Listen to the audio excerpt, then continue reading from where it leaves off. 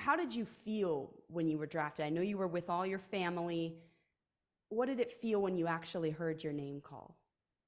I was shocked. I was very surprised, but most importantly, excited. I would say excited is the best word I could say, and just a feeling of a huge wave of just relaxation. I would say relaxation is a really good word because it felt like all those years that I put into it to be able to get to this moment really paid off on that phone call. And just hearing Rob Manfred call my name was super, super humbling and super exciting. So I just told myself that, you belong here, you're ready to go, and just be excited about it. So I took that whole day to be excited about it. And since then, it's been a whirlwind of events for you. Tell me a little bit about what this week has been like. A lot of traveling, which is very lengthy, but most importantly, I'm here in the place I need to be. I'm here in St. Louis right now, right outside of the stadium, and tomorrow is looking like signing day. Then BP before the game, they play the Nationals tomorrow, and then I get to throw first pitch as well. So that's what tomorrow consists of, and a lot of logistics tomorrow as well. And then Sunday, I fly out to Florida to get started, so I'm ready for that. A great little welcome, right? To throw out the first pitch. That's awesome. Yeah, it's crazy. Getting sitting in front of a sold out crowd, hopefully. So we'll see. Wow. Okay. That's awesome. That's really cool. Yeah. And thinking back to 2020 when you weren't drafted out of high school, of course, that was the shortened draft. What do you tell your younger self about how things might work out? Just be patient, just being patient. I would say patience is number one, and timing. It's not always your time, whether you want it to be or not. You have to understand that, things happen and diamonds are made under intense pressure, and things happen when they need to happen. You can't always force it, regardless of how much you want. So I would tell him to just understand that patience is key and to just really be in the moment and soak everything in. I'd have a great conversation with him. And, you spent 3 years at Arizona. How would you describe those 3 years in terms of developing your skill and just even maturity?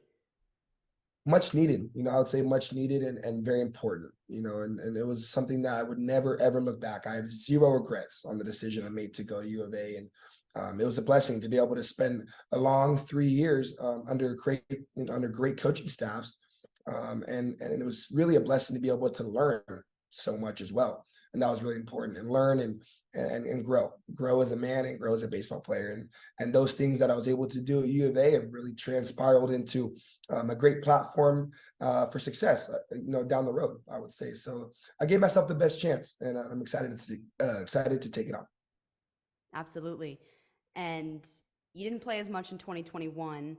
You had a good season in 2022, but 2023 was really the breakout season for you.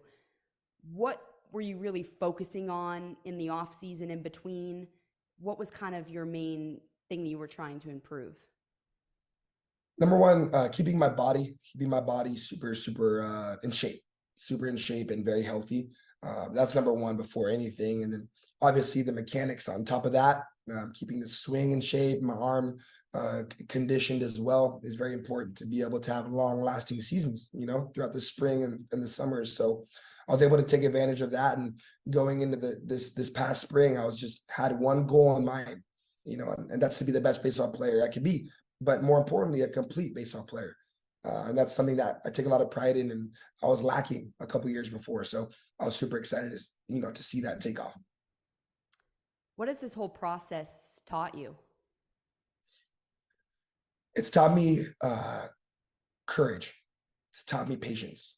It's taught me so many things as far as hard work and work ethic, and just understanding that relationships are key, friendships are key, and being a good teammate, honesty and integrity. All these kind of lessons I learned throughout these past 3 years, not only at U of A, but throughout the rest of my life.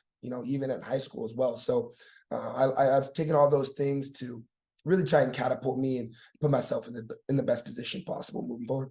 U of A coaches, Chip Hale, Toby DeMello, others you've worked with here, what have they meant to you?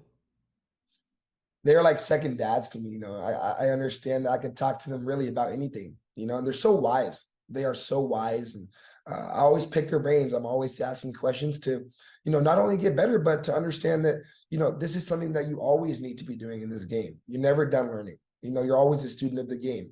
Mike Trout and Bryce Harper are students of the game. So that's all you need to look at. So that's why I'm always talking to those guys, and most importantly, they're awesome men. They're awesome men on top of that. So it's really been an honor to play for those guys over the past 3 years, and more importantly, along with a great set of teammates and a great fan base as well.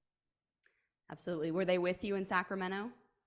A few of them were. A few of them Okay. were at the party, and it was awesome to see them, and just to have them there that day and support me was really all I wanted. Yeah, and it wasn't just you drafted from the U of A. I mean, there was 5 guys total. What does it say about y'all's team to have 5 guys picked?